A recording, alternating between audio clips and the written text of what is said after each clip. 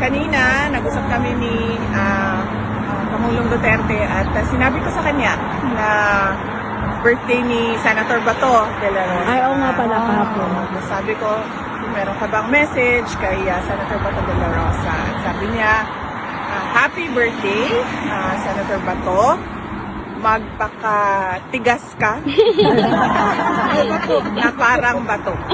Yung kanyang wish. Magpakatigas ka na parang bato. Yun yung kanyang wish para kay Senator Bato de la Rosa. And of course, ako naman, lagi pare-pareho yun, no? Sa lahat ng tao, ang aking wish ay unang-una, good health. Yes. Dahil, napakahalaga nun. Pangalawa, happiness.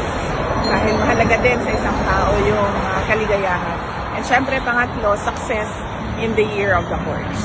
So, greetings namin kay Senator Bato de la Rosa. Happy birthday.